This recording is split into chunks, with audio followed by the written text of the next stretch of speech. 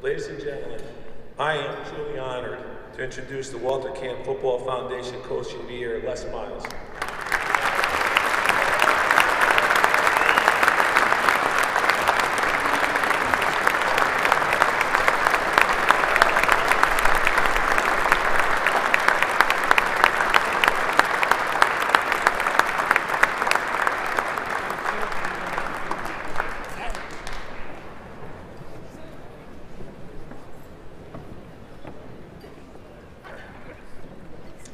First of all, I have to also give thanks, like Andrew Luck, how fortunate I am to represent a group of men that work as hard as my football team did, scrapped for victory, week in and week out. Coaching staff that worked long, hard hours to perfect game plans. A school that, frankly, allowed me that opportunity to hire the best and take my desire to orchestrate my season and support it. Except for the great efforts of others, I'm here. I accept this honor in their name. I also have to say that congratulations to the recipients. You know, 100 years ago, you know, when I was a young boy, this was the one. This was just before consensus was Walter Camp.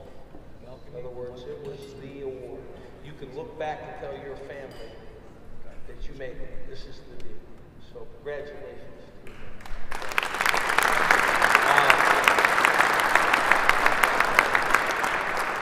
To Bo Claiborne, there could not have been a more unselfish, hard-working team leader, but Mo. How could you tell him? See, how could you tell him? I have to be honest with you too. I have a different feel than some.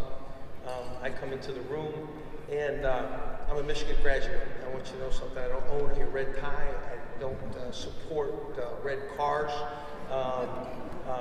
Red shirts are not in my operation. 2 seats down, Chris Spielman sitting right there, an Ohio State guy. I sit over there and I look at Stoops. I used to be at Oklahoma State, and he wears red. And certainly right in the middle of the room is a very familiar smile, and I got a bunch of guys with red on behind me. And I have to say that John Anderson says in the beginning of the event, well, you know, 365 days, if everything goes well, like the Alabama-LSU game, that was not going well, John. I have to congratulate the Alabama team. Tremendous job that they did. They competed extremely hard. I promise you this, it isn't good rivalry.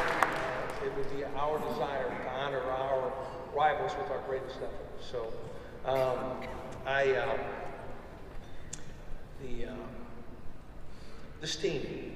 this team's overcome distraction and hurdles that not necessarily should be there for a championship team. And I can tell you that they did so with direct steps. They understood exactly where they needed to be. The coach, in unison with the team, this is what we need to do, and the direction was set. So many times in many seasons, a distraction turns a team away from a possible season like we had, but not this team. I have to be honest with you. After the SEC championship game, I looked back and realized how fast it had gone. That in fact, the young men that I was fortunate to coach showed up with a smile, worked long and hard, really perfected the game plan and improved. Young players came to the fore at timely spots. It happened so fast. And anytime that a coach has that experience, and any coach that's in the room that understands what I'm saying, you recognize you've been through a special season. I owe a debt of gratitude to my team. It happened so fast.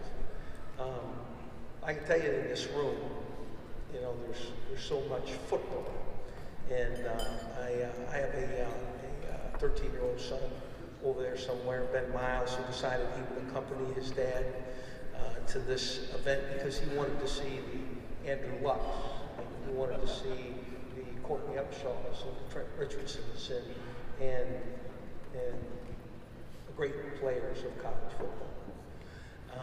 I can tell you what we've done here is repeated and repeated. And here it is. You want it for your family. You want somebody to see something special in your son or daughter. Point it out.